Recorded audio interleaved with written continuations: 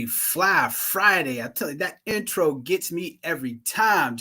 I'm ready to fly. I'm ready to fly. Are you ready to fly? Well, happy Fly Friday, another Fly Friday with the New Age Nerd, the Urban Astronaut with New Age Nerds, Nanko Arrow, the one and only Shern Cutter Smooth, EP Digital on another Fly Friday 15, where I am every Friday going to give you some new and technical info about the latest and greatest industry, eVTOL, drones, and all the technologies within every week.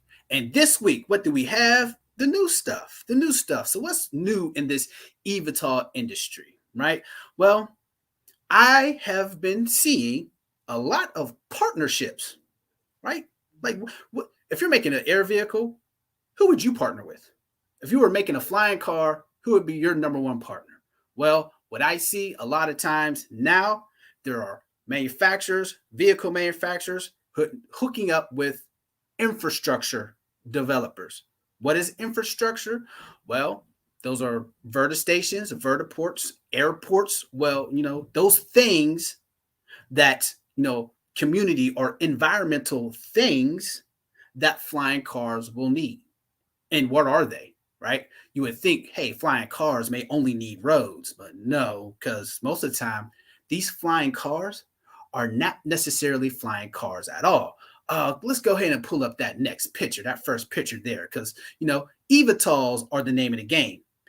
Vertical takeoff and landing, right? So they can land pretty much anywhere, right? But where are these places? Right? Can you land these things at the local gas station? No, you cannot. Right? So that's the thing. They're building out the infrastructure. So when you hear the industry or these articles talking about infrastructure, vertistations, the local or regional ports that will accept and do different things with these vehicles. And I'll dive into more about what those vertistations will do. But lately, companies, from Joby to, High Point and Paysheki, hooking up so they can build the perfect little, ecosystem with their vehicle and infrastructure to, again, it's all in working together to offer the pilot or the passengers the best passenger experience. And that's a good thing. I look forward to that. Of course, we are partnering with a vertistation builder. Of course, we're doing it. I see a lot of others doing it as well. And that's the newest. Quite a few. Lilium. Let's go ahead and look at that next image. Lilium from air taxis. There's a lot of companies getting together to create a ecosystem of working together to build out the infrastructure. I know, talking to a few investors last year, there's a big debate of investments. What are you going to invest in first? Do you invest in a vehicle first? Do you invest in the components first? Or do you invest in the infrastructure first? All of it at the same time is what it came out to be, right? So there's the vehicle developer who partner with the component manufacturers, and now the infrastructure, those are being mated in real time. We're going to see a lot more of those. And it's like every manufacturer is choosing their own infrastructure builder. I haven't seen an infrastructure builder, take on multiple manufacturers, at least not yet, right? So it's like one vehicle manufacturer and one infrastructure developer going hand in hand, and they'll work together and partner up to deliver these things in all types of places, countries, states, cities, all over the place. So it looks like there's going to be all types of new airports that will take on these new types of aircrafts, even though they're all different. All right. So that's what's new, what we have on today. And on to the next segment. The robots flashing. Here we go. What to know when buying flying cars. So let's go ahead and put that next image up. An important thing, what to know when buying flying cars, and leading off this theme for this week of vertistations, of vertiports. Why would that be important? Well, think about it. I got a flying car. I may have a garage in my house, right, where I'm flying from. but where am I going to land? Right? Where will I refuel? Where can I park? Right? So when I go and fly from my house and I'm going to work, where can I park? That's what I talk about. Infrastructure. What you see on the screen here is Lilium Jet, a very big competitor within the industry, a very big leader at the moment, um, doing some very good things. And you can see their rendition of a potential vertistation of vertical airport per se. The exact terms may change depending on the company that you're dealing with, but the overall concept is the same. Where are you going to land your flying car? How will your flying car land? Will it roll or will it just land and it can't move? Is it going to have to hit a runway? As you can see here, the Lilium Jet, still, it's almost not really short takeoff. It can take off vertically, but how they have an image, it looks like a runway, right? Looks like everybody has to get to a certain point and can only take off from that point. So there's a taxiing aspect to the station. Do you really want to taxi? Things to think about. Because if you don't want to taxi, then this may not be the flying car for you. Do you really just want to take straight off parking space? Take straight off. I don't want to wait on anything. I don't want to have to wait for so-and-so to get out of their parking space and go down the tarmac or what have you and then get to their space and then take off. Then I can begin my trip. No, like defeats the whole purpose of freedom in the skies, right? That's what eVTOLs are bringing. That's what we can say. The future of space in the making, right? Our urban air vehicle is giving you more space to add to your life, freedom to travel. So waiting on anything may not be for you. This is a very important thing to think about when you're buying your flying car. The landing gear on it, parking, where's it going to go? Are they going to charge you? Can you imagine? Like it's bad enough with a car when you go to park downtown, right? It's traffic. You may have to take the toll road, and flying cars are supposed to circumvent all of that. But can you imagine? Now you got to go to this special station, and you got to pay a special price just to park, just to use on a daily basis. Might become a problem. A future problem indeed, right? Things to think about and figure out. But something, when you're going to buy your first flying car, please take these into consideration because those costs will add up a whole lot on a daily basis. And who knows where those price ranges will be. And looking at that vertistation, well, can it take on other vehicles? What happens if you don't have a Lilium Jet? Can you use a Lilium Jet vertistation? Right? Can I put my vehicle, my custom made urban air vehicle into their station?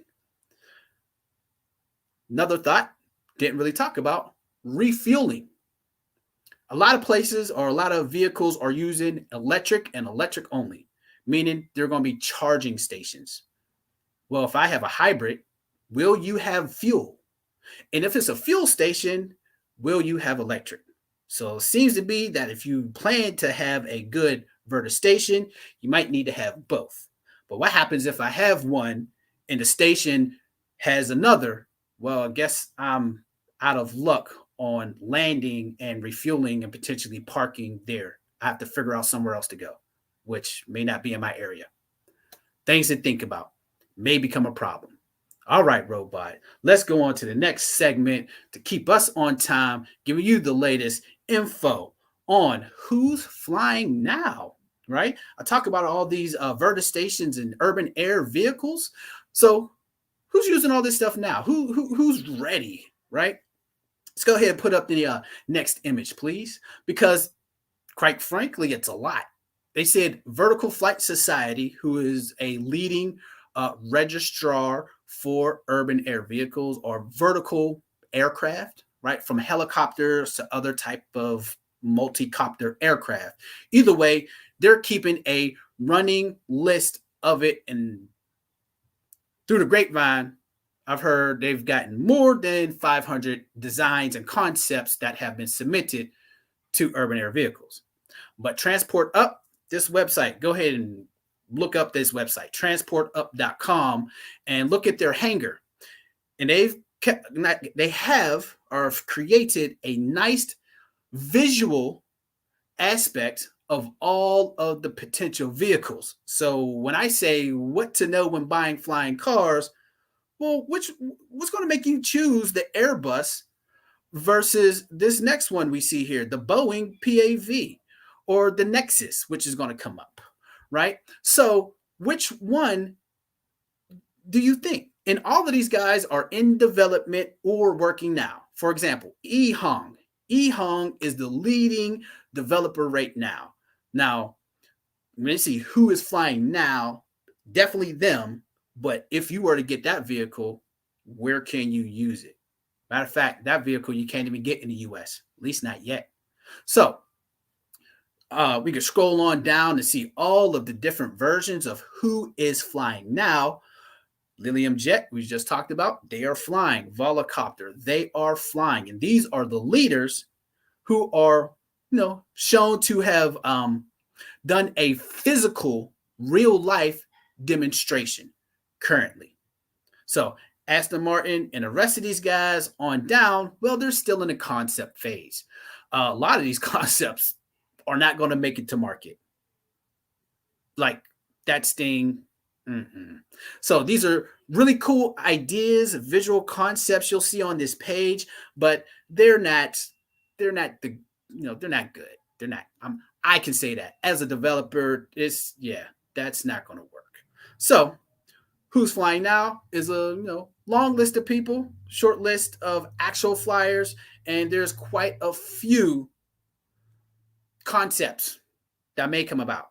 So you can judge on your own. Check out the website and let us know who would you fly, really. So as I give you in these next few weeks here tips on what to know when buying flying cars, well, my goal is to help you decipher which one of these are good and which one of these are bad, and above all, ensure our vehicle is the best.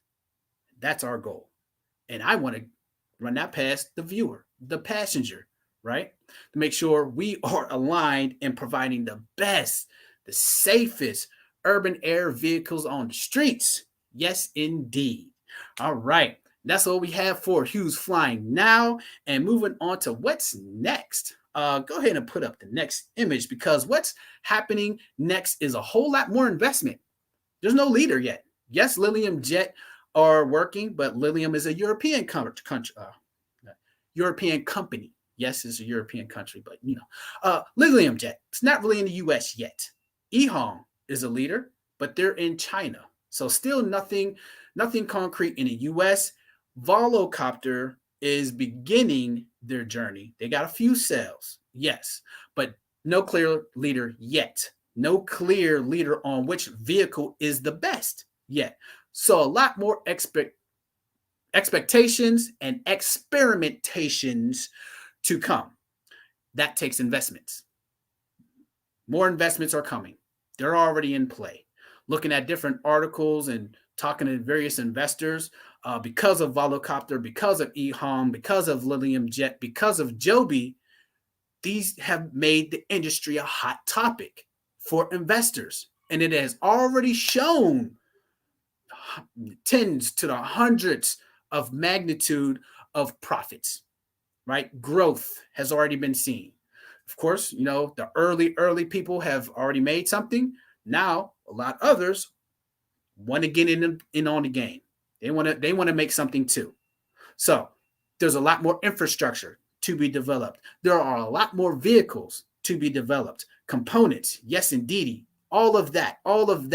More to come. So more investments, more partnerships, all of that happening, especially in the US, because quite frankly, nobody's here. But we are. Nanco Aero. And I look forward to providing y'all the best, safest air vehicle out there. Please compare us to the market, and we're going to make you the best pilot for our vehicle. And that's all I have for this week. Sharon Cutter Smooth EP Digital with another Fly Friday 15 Nanko Aero. And we are the future of space in the making. That's what we have, people. Wish you a blessed weekend. Happy Fly Friday. Peace be upon you all.